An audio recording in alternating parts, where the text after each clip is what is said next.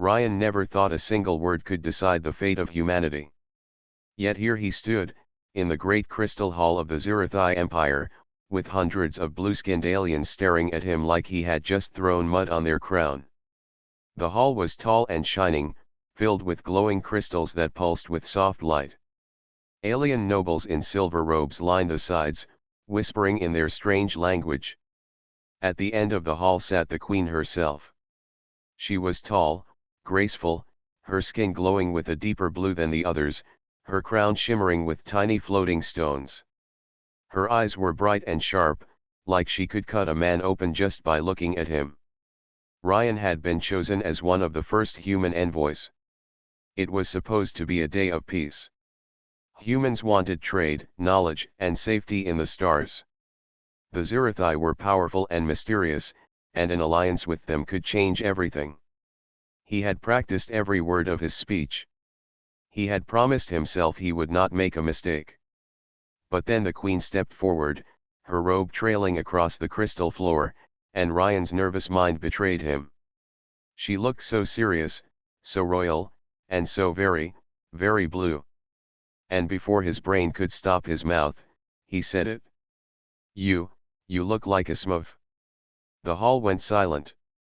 The sound of crystal humming faded into nothing. Every noble froze. Guards gripped their weapons. Even the queen herself blinked once, her lips pressed tightly. Ryan's heart sank into his boots. He tried to fix it. I mean, it's a character. From Earth. A cartoon. It's not an insult, but the damage was done. The alien nobles hissed and muttered. Some pointed their long fingers at him, shaking their heads. The queen's face remained calm, but her eyes burned like fire. "You dare," she said softly, her voice carrying through the hall like thunder. "A human calls me a Smurf." "I didn't mean," Ryan began. "Silence." Her voice cut him down. She lifted her hand. Guards rushed forward, their crystal armor clinking. In seconds, they seized Ryan's arms and forced him to his knees. The nobles whispered louder now, words full of shock and excitement. Some were smiling, as if they enjoyed seeing a human fail. Ryan's mouth was dry. His stomach twisted. He wanted to explain, to beg, to run, but he could do nothing. His arms were locked in iron-like grips. His legs shook under him. The queen stood. She walked slowly down the steps of her throne, her robe flowing like water. She stopped in front of him and looked down. Her eyes were like twin moons, cold and glowing. "In my empire," she said, "words hold power. Respect is life. Insults are death. You are an envoy of your kind, yet you mock me in my own hall." Ryan tried again. "It wasn't a mockery, I swear." "Humans," she raised her hand again. He fell silent. "I, Queen Zirathia of the Zirathai, order this human to face execution," she declared. Her voice was calm, but final. "Let all species see, the Zirathai will not be mocked." The hall erupted. Some nobles clapped their long hands together. Others shouted. The guards pulled Ryan up roughly and began to drag him toward the doors. "No. Wait." Ryan shouted. "Please, I didn't mean listen to me." But no one listened. His words echoed against the shining walls and vanished into nothing. His heart pounded in his ears as the great doors closed behind him. They dragged him through crystal corridors that twisted like frozen rivers. Strange glowing symbols pulsed along the walls. Everything looked beautiful, but to Ryan, it was a nightmare. His mission was ruined. Humanity's chance for peace was destroyed. And all because he had called the queen a Smurf. The guards shoved him into a small chamber. The walls glowed faintly, humming with strange energy. The door sealed shut behind him with a sound like a giant lock snapping into place. He stumbled forward and caught himself against the glowing wall. It buzzed under his hand like a living thing. He was alone. Or so he thought. A voice spoke from the shadows. You are not the first to anger her. Ryan spun. At the far corner of the glowing cell sat another figure. Small, thin, with scales instead of skin. Bright eyes looked at him calmly. It was an alien, though not Zirathai. Its voice was soft and strange. Who are you? Ryan asked, his throat dry. Myra, the figure said simply. A prisoner. Like you. Ryan slumped against the wall. His chest rose and fell quickly. He tried to laugh, but it came out weak. Then I guess we're both doomed. Myra tilted their head. Perhaps. Or perhaps not. The Queen is complicated. She loves order, yes. But she also loves knowledge. She will not kill you without hearing something first. Ryan blinked. Something. Yes, Myra said. She will demand to know why you called her that word. You may yet live. Or die. It depends on what you tell her. Ryan felt the weight of his mistake press harder on his chest. He had one chance. One small chance to explain a human joke to an alien queen who did not understand jokes. And if he failed, it would not only be his end, but maybe the end of Earth's place among the stars. He sat in the glowing cell, staring at his hands, as Myra's calm eyes watched him. Somewhere deep inside, he felt a spark of stubbornness. He would not give up. He would find a way. But for now, all he could do was wait. The glowing walls of the prison hummed softly, like a heartbeat of the great Zirathai palace. Ryan sat on the cold floor, his hands pressed against his knees, his mind spinning. He had been trained for diplomacy, for calm speeches and careful greetings. Yet here he was, waiting for execution because of one silly word. Across from him, the other prisoner, Myra, sat quietly. The alien was small, with thin arms and smooth gray scales that glistened under the light. Myra's eyes were large and golden, unblinking. Unlike Ryan, Myra seemed calm, as if prison was no new experience. Ryan finally broke the silence. You said the Queen might listen. What did you mean? Myra tilted their head slowly. The Queen is strict, but not mindless. She craves order, but she is also curious. When she does not understand something, she cannot let it go. You gave her a mystery today. Ryan frowned. A mystery? I gave her an insult. Not to her people, Myra corrected. The word you spoke. Smurf, it has no meaning to them. To the Queen, it is not just an insult. It is a hidden thing. A riddle. She will want to know what it means. Ryan leaned back against the wall. His chest tightened. So I'll have to explain cartoons to an alien queen who just ordered my death. Myra's eyes blinked slowly, almost like a nod. Yes. Your life will depend on how well you tell the story of your people. The thought made Ryan's stomach twist. He had always loved stories, books, shows, even silly cartoons, but he never thought they could save his life. Before he could ask more, the door of the cell slid open with a soft hiss. Two tall Zirathai guards stood there, crystal spears in their hands. Their eyes glowed faintly blue, like their queen's. The human comes, one of them said in a deep voice. Ryan stood, his legs stiff. The guards grabbed his arms and pulled him out of the cell. He looked back at Myra, who gave him a slow, serious look. Remember, Myra said softly. The Queen does not fear swords or armies. She fears only what she cannot understand. Give her something to think about. The doors closed behind him, and Myra was gone. They dragged Ryan down long corridors. The walls were alive with shifting light, like rivers of crystal flowing around him. Strange alien symbols floated in the air, glowing softly. Everything felt beautiful and terrible at the same time. Finally, the guards pushed him into another chamber. This one was not a cell, it was grand, though smaller than the throne hall. The floor was smooth and shining, and tall windows looked out into the endless black of space. Stars glittered far away. The queen was there, waiting.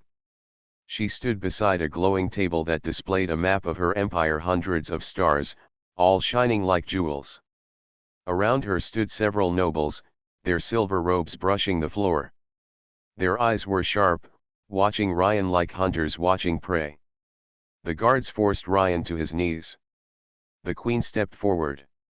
Her voice was calm, but it carried weight. "Human," she said. "You spoke a strange word before my court. You called me a Smurf." The nobles hissed softly at the word, though they did not know what it meant. "Yes," Ryan said, his voice shaking. I didn't mean insult. On Earth, it's from a story. A cartoon. A tale for children." The queen's eyes narrowed slightly. "A tale?" "Yes," Ryan said quickly. "Humans create stories that are not real, but are told for joy, for teaching, for memory. The Smurfs are such a story. Blue, small, friendly, like little people who live in a village. It was foolish to compare, but it was not meant with harm." The queen tilted her head. The nobles looked confused. One of them whispered, "Not real? What does that mean?" The queen spoke again. "Your kind creates things that are not real, and yet you speak them as if they were." Ryan nodded. "Yes. We imagine. We tell stories not because they are truth, but because they are dreams." The hall fell silent. The Zirathai nobles exchanged uneasy looks. For them, truth and lies were clear lines. Something that was not real was dangerous. One noble stepped forward, pointing at Ryan. "This is corruption. The human spreads chaos with false words.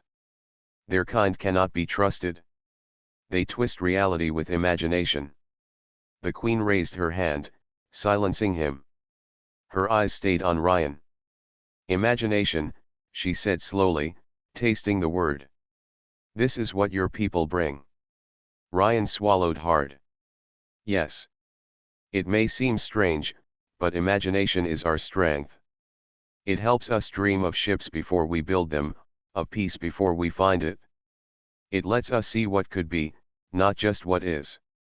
For the first time, the queen's lips curved slightly, though it was not quite a smile. Her eyes glimmered with thought. "Tomorrow," she said, her voice strong and cold, "you will stand before my court again. You will show us this imagination. If you fail, your life will end. If you succeed, perhaps your kind will live." The guards pulled Ryan to his feet. His heart raced. Tomorrow he would face the greatest trial of his life, not with weapons, but with stories. As he was dragged away, he thought of Myra's words.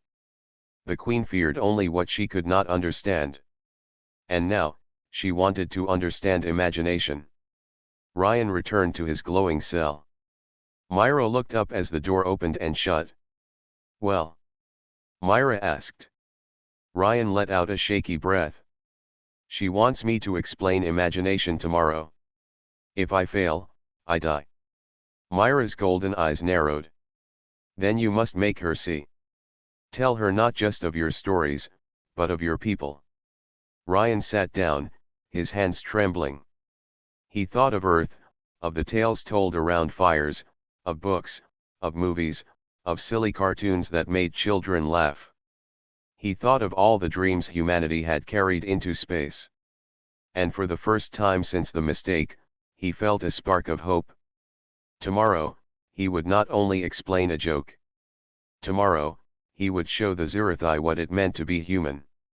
The next day came too quickly. Ryan barely slept in the glowing cell. His mind kept spinning with stories from Earth, fairy tales, myths, cartoons, legends of heroes, and even silly jokes. He did not know what would work. How could he explain imagination to a queen who ruled 100 stars with iron order? When the cell door opened, The two tall Zirathai guards stepped in again. Their faces were unreadable, their eyes glowing faintly like crystals. One spoke in a deep voice. "The Queen summons the human." Ryan stood, his legs stiff, his throat dry. Myra watched from the corner. "Remember," Myra said quietly. "Do not fear her anger. Fear only silence. Make her curious, and you may live." Ryan gave a shaky nod. "Thanks. I think." The guards pulled him out, their grip tight but not cruel. The corridors seemed longer this time. His footsteps echoed, and his heart pounded in rhythm with them. Finally, the great doors of the throne hall opened. The crystal chamber was filled again with Zirathai nobles. Their silver robes shimmered under the glowing lights. Their eyes turned toward him with a mix of scorn and curiosity. Some whispered, some pointed. At the far end, the queen sat on her shining throne. Queen Zirathia looked calm, yet powerful, her crown of floating stones spinning slowly above her head. When her eyes met his, Ryan felt as if she could see straight into his mind. The guards pushed him to his knees before her. "Human," the queen said, her voice steady and sharp. "You stand again before my court. Yesterday, you spoke of a word none here knew. Today, you will explain this, imagination of your kind. Speak clearly, for your life hangs on your words." The hall grew silent. Even the humming crystals seemed to fade. All eyes were on him. Ryan swallowed hard. His voice trembled at first, but he forced himself to speak. "Your Majesty, imagination is the power to see what does not yet exist. It is the power to tell stories not of what is real, but of what could be. Humans create these stories to teach, to dream, to hope, and sometimes just to laugh." The queen's eyes narrowed. "To speak what is not real is to lie." Ryan shook his head quickly. "Not lies. Stories. They are not meant to trick, but to share ideas. For example, the word I spoke yesterday. Smurf. On Earth, there is a story for children about small blue people. They live in a village, work together, and face troubles with courage. They are not real, but they make children laugh, and they remind us of friendship." The nobles stirred, confused. Some frowned. Others whispered in disbelief. One raised his hand and shouted, "Dangerous. This human admits his people twist truth into falsehoods." But before the queen could answer, Ryan lifted his voice. "Please. Let me show another example. A story not of laughter, but of strength." The queen tilted her head slightly. Her eyes glimmered with curiosity. "Continue." Ryan took a deep breath.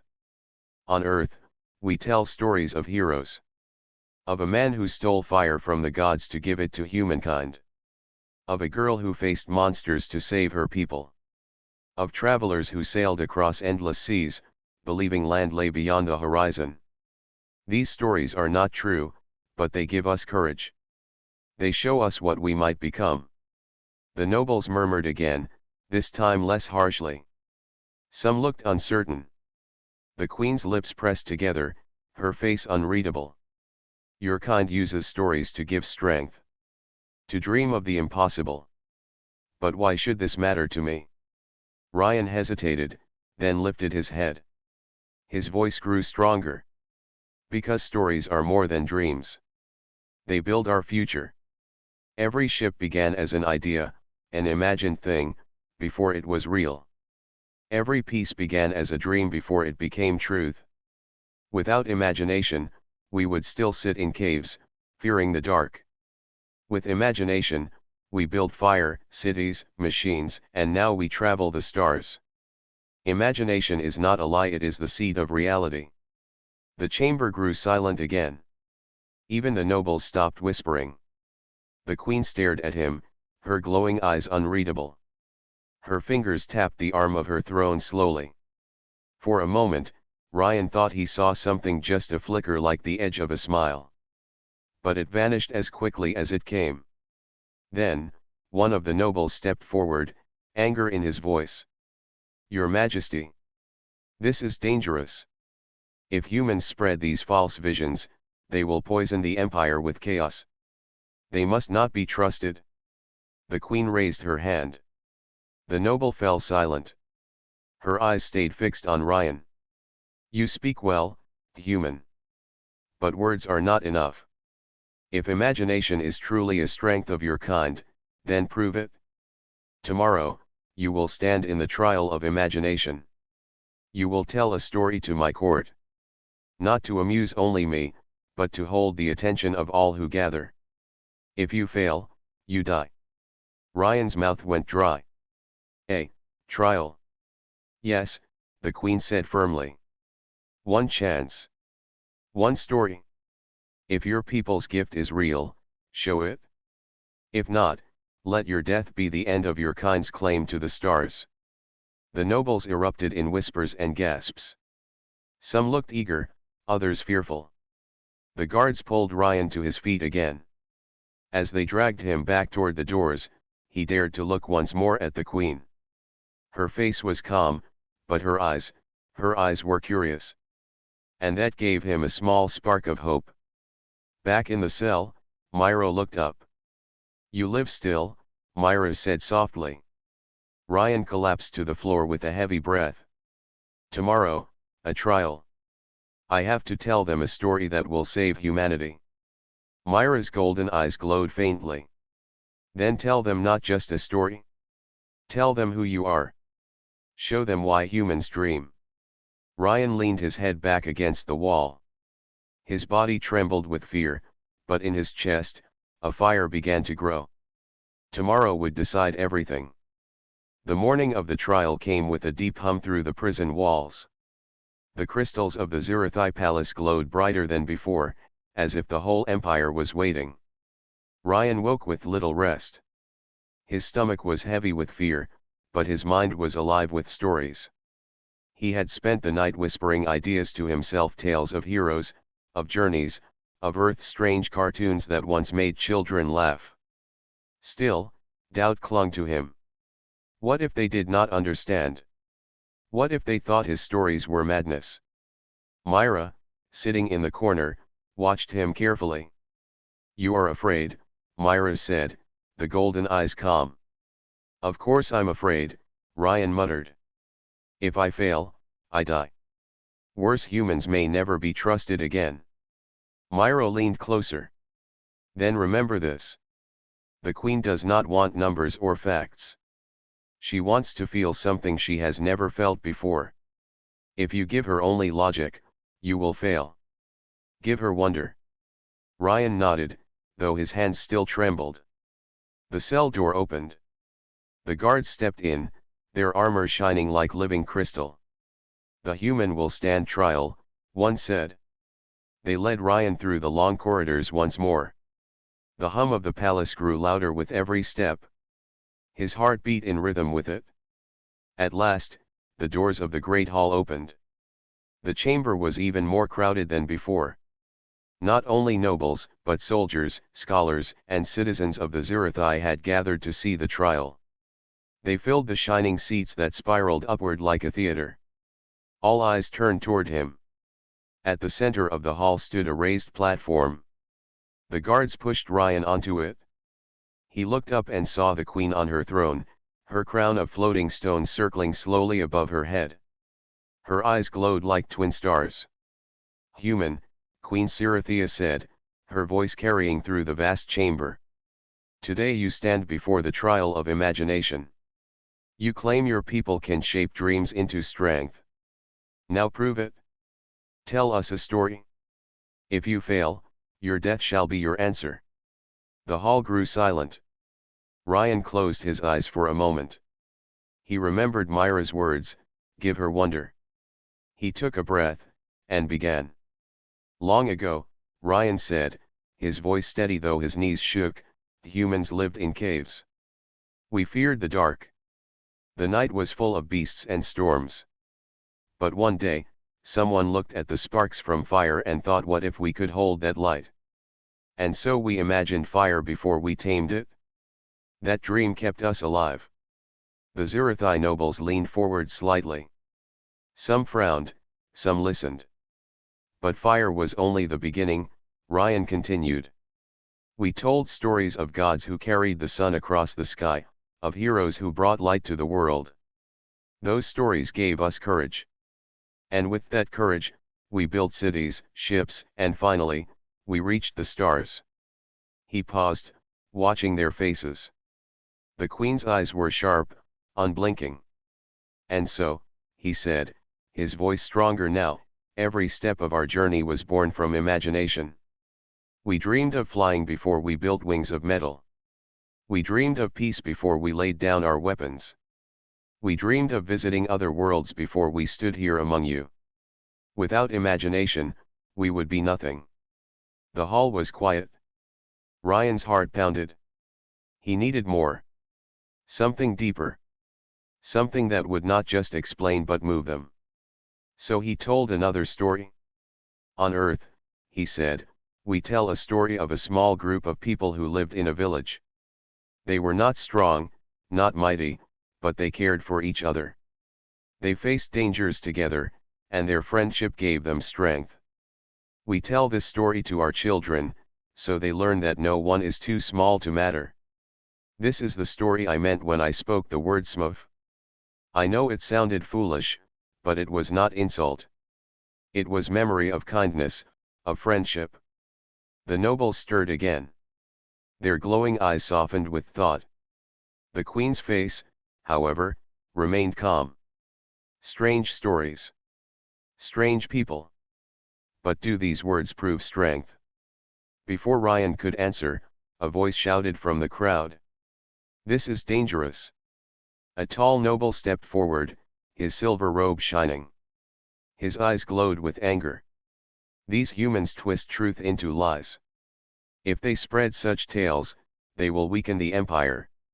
They will infect us with chaos. The hall broke into loud whispers. Some nodded in agreement. Others looked uncertain. Ryan's chest tightened.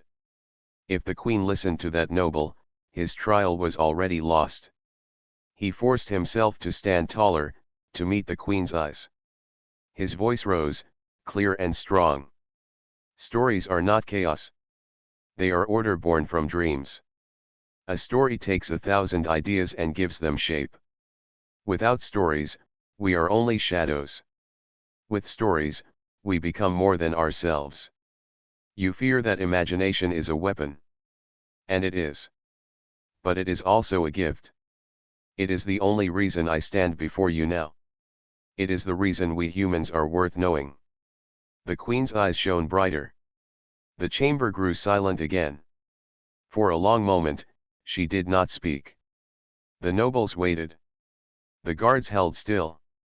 Ryan's breath caught in his chest. Then the Queen slowly leaned back in her throne. Her lips curved, just slightly. You speak well, human, she said. But words are only wind. Tomorrow, you will face one last test. Not only will you tell a story, you will show us why your kind deserves to live. The hall erupted again, filled with whispers and shouts. The Queen raised her hand, silencing them all. The trial is not over, she declared. It has only begun. The guards pulled Ryan away. His knees shook, but inside, a small flame burned stronger. He had survived one trial. But a greater one waited. Back in the cell, Myra's golden eyes met his. You gave them wonder, Myra said softly. Ryan let out a heavy breath. Not enough. Tomorrow, I'll have to give them everything. And for the first time, he believed he just might. The palace felt heavier that night, as if the crystal walls themselves were waiting for what would come. Ryan sat in his cell, his back against the glowing wall, staring at his hands. He had spoken well during the trial, but he knew it was not enough. The Queen had demanded more, something greater, something that would prove humanity's worth. Across from him, Myra watched quietly. The golden-eyed prisoner tilted their head. You shook them, Myra said softly. They were not ready for your words. Ryan gave a weak laugh. Shook them into fear, maybe. That noble nearly had me killed right there. Myra's gaze grew sharper. Do not think the queen missed that. She does not show her mind, but she listens to every word. She is not only a ruler. She is a judge of hearts. Ryan sighed and rubbed his face. Then I'm doomed. Because my heart is terrified. Myra leaned closer, their voice low. That is why you may succeed.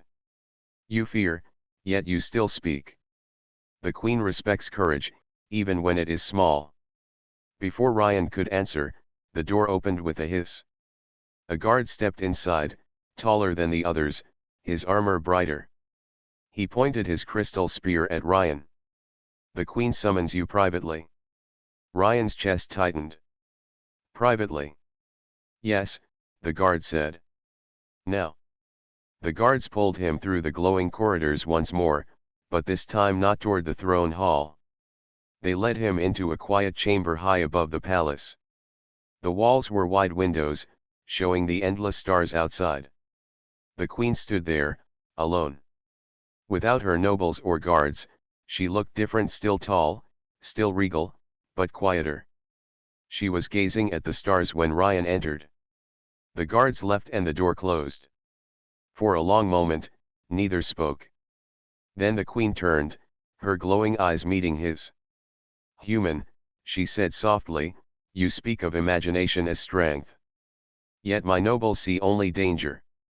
Why should I risk my empire for your kind? Ryan hesitated. Her voice was not angry this time, it was curious, but heavy with doubt. He chose his words carefully. Because imagination is not only risk. It is also hope. Without it, we would never dare to dream of peace with you. The queen stepped closer, her robe whispering across the floor. Peace, she repeated. Your people fight among themselves. Your history is full of war. Why should I believe that your dreams are more than illusions? Ryan's chest ached. He wanted to look away, but he forced himself to meet her gaze. Because we tell stories of peace even in times of war. Even when we fail, we keep imagining a better future. Isn't that worth something? Isn't it better to dream of peace than to accept endless battle? The queen's eyes narrowed, but not with anger, with thought. She turned back to the window, staring at the galaxy spread out before her. My people fear imagination because it has no walls, she said. They live by order, by truth, by what can be touched. They believe your kind will break the empire's balance. Ryan stepped forward slowly. Maybe imagination will break the balance. But sometimes balance needs breaking. Without it, nothing changes. Without change, nothing grows. The queen was silent. The stars reflected in her glowing eyes. At last, she spoke again. Tomorrow, your trial will decide not only your fate, but the future of your species. If you fail, the Zirathai will close their gates to humanity forever. If you succeed, she paused. Then perhaps imagination will have a place in my empire. Ryan's heart thudded. Then I'll do everything I can. I won't waste this chance. The queen studied him for a long moment, her face unreadable. Then she raised her hand. The guards returned and took Ryan away. Back in the cell, Ryan sank to the floor, exhausted. Myra tilted their head. You saw her alone? Yes, Ryan said. She doubts. She's torn between fear and curiosity. Myra gave a small smile. Then you have already touched her heart. That is more than most who stand in her hall. Ryan shook his head. It's not enough. Tomorrow I have to show them something greater. Not just words, but something that makes them feel what it means to be human. Myra's golden eyes glowed faintly. Then show them your fire. Show them your hope. Ryan leaned back against the wall, staring at the ceiling. His mind raced through stories of Earth's struggles, of myths, of simple joys like laughter around a fire. Tomorrow, he would need more than clever words. He would need to give them everything. Meanwhile, in the throne hall, the queen sat alone. The nobles had left, but their voices still echoed in her mind. Some had begged her to end the human quickly. Others had whispered warnings. But she could not stop thinking of his words, stories as seeds, dreams as fire. She touched her crown of floating stones, her eyes on the stars. For the first time in many cycles, doubt stirred within her heart. Was imagination truly danger? Or was it the one thing her empire had always lacked? The queen closed her eyes. Tomorrow would bring the answer. The palace city was quiet, but the silence was heavy, like the calm before a great storm. Lanterns of crystal floated above the wide streets, casting blue light over the alien towers. In his cell, Ryan could not sleep. His thoughts spun like fireflies, darting between fear and courage. Tomorrow was the day. Tomorrow he would either prove humanity's worth or face the sharp end of a Zirathai spear. Myra sat across from him, their golden eyes unblinking. The strange being seemed calmer than usual, almost as if they were waiting for something. "You should rest," Ryan said. "Big day tomorrow." Myra shook their head. "Rest is for bodies. You need peace in the mind, not the body. Tell me, human, what will you show them?" Ryan rubbed his face. "That's the problem. Words aren't enough. I can talk about imagination all day, but they need to feel it. They need to see it alive." Myra tilted their head, curious. "Then give them a story. Not only with words. With heart." Ryan blinked at that. With heart, he thought of Earth. He thought of the stories told around campfires, the songs sung by children, the way people painted the sky with fireworks during festivals. Imagination was not just speaking, it was sharing joy, hope, and dreams. That was what the Zirathai needed to feel. He smiled faintly. "You're right. I know what to do." Far above, in her private chamber, the queen stood by the window again, her glowing eyes on the stars. She had not summoned her council tonight. She wanted silence. But silence did not bring peace. Ryan's words kept echoing inside her. Stories are seeds. Imagination is fire. Better to dream of peace than accept endless battle. She touched her crown of floating stones. For cycles, she had ruled with order and strength.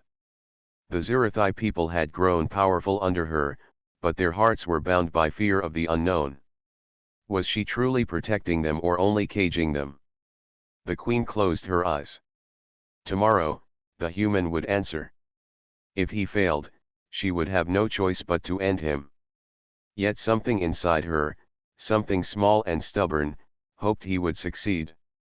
That night, Ryan finally closed his eyes and drifted into uneasy sleep. He dreamed of earth fields of green, blue oceans, children chasing kites in the wind.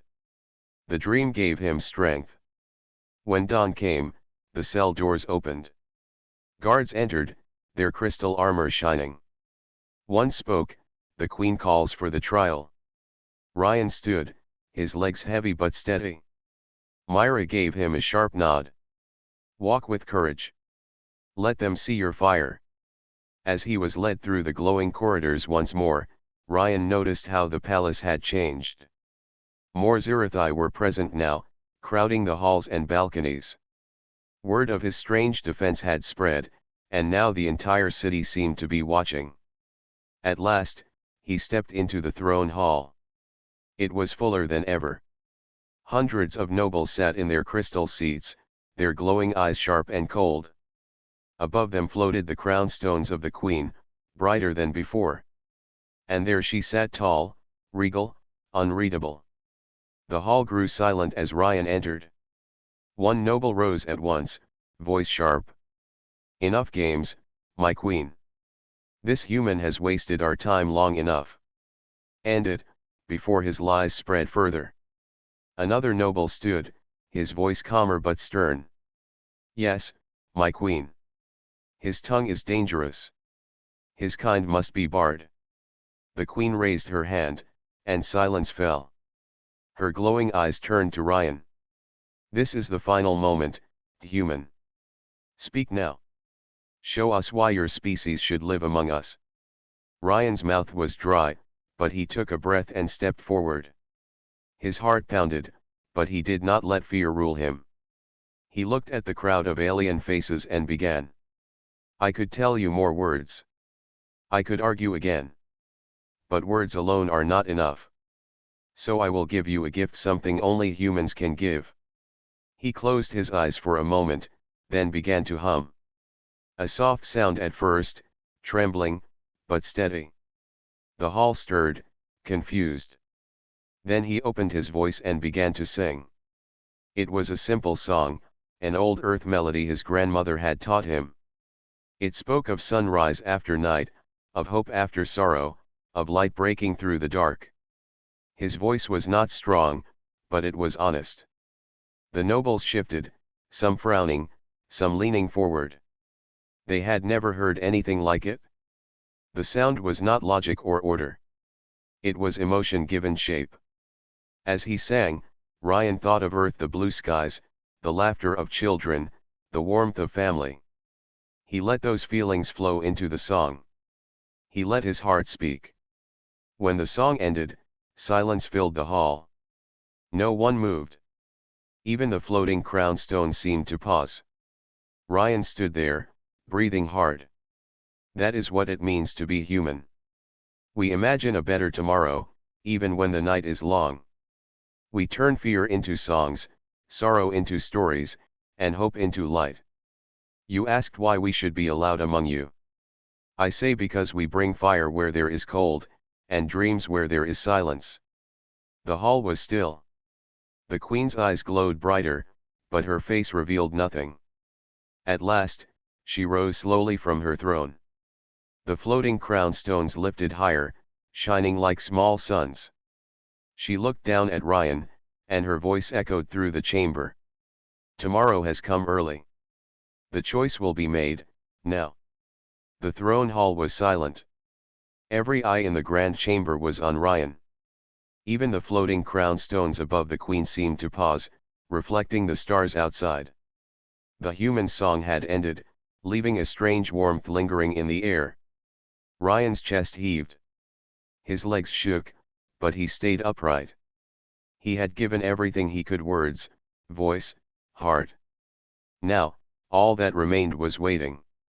Queen Sirathea rose from her throne slowly. Her tall form cast a long shadow across the platform. She held her hands together in front of her, her crown stones spinning gently above. Her eyes glowed brightly, but her expression was calm, almost thoughtful. You, human, she said at last, her voice clear and strong, have stood before my court and spoken not only with words, but with feeling. You have shared your people's strength, their hope, their imagination. And yet, the decision is not mine alone. It is the heart of the Zirathai that must decide. The nobles whispered among themselves. Many glanced at each other, uncertain. Some were proud, others skeptical. The queen raised a hand, and silence fell again.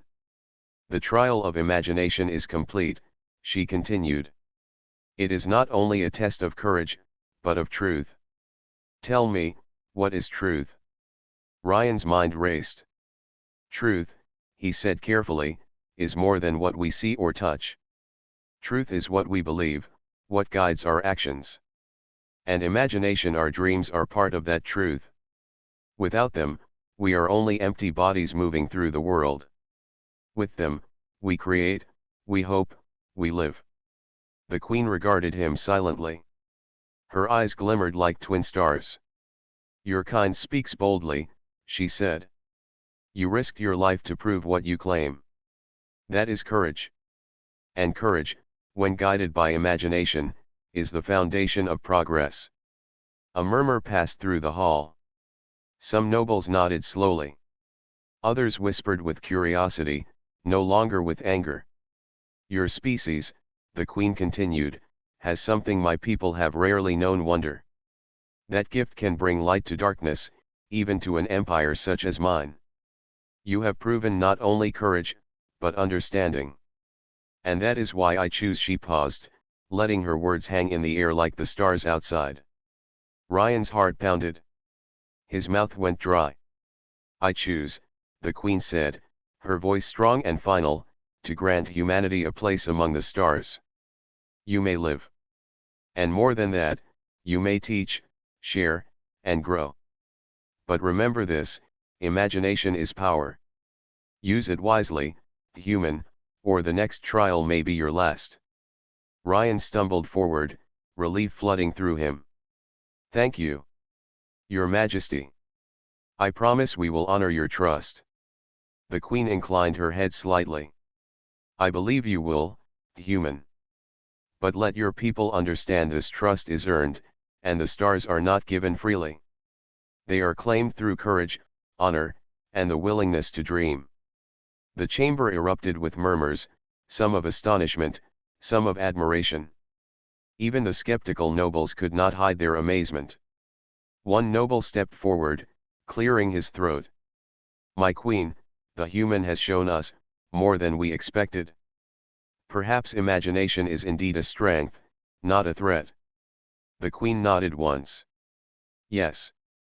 Imagination is a tool, and when guided by courage and wisdom, it can change worlds.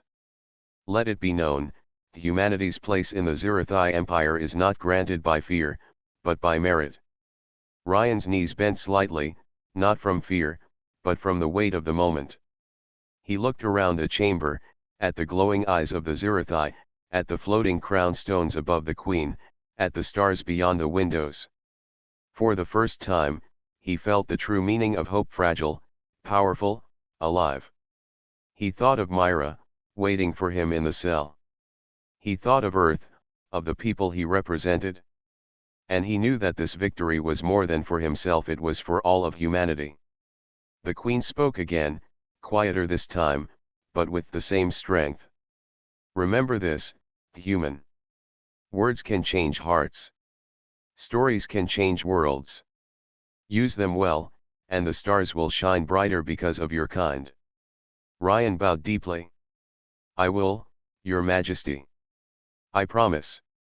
The hall remained silent for a moment, then the queen rose higher, her robe flowing like water. The crown stones glimmered brilliantly, reflecting light across the chamber. For the first time, Ryan saw a faint smile on her face, subtle but genuine. It was a smile not of amusement, but of respect, a queen acknowledging the courage of a human heart. The guards stepped forward and escorted Ryan from the throne hall. As he walked through the palace corridors, the air seemed lighter, the crystal walls warmer. Outside, the city shone in the sunlight of the twin suns above the alien horizon. He looked up at the stars, now no longer distant or intimidating, but full of possibility. Myra appeared at his side, their golden eyes bright. You did it, Myra said simply. Ryan nodded, smiling despite exhaustion. We did it. Humanity has a chance. And I think the queen may have learned something too. Myra tilted their head. Perhaps. But now begins the real work. You have earned trust, but you must keep it.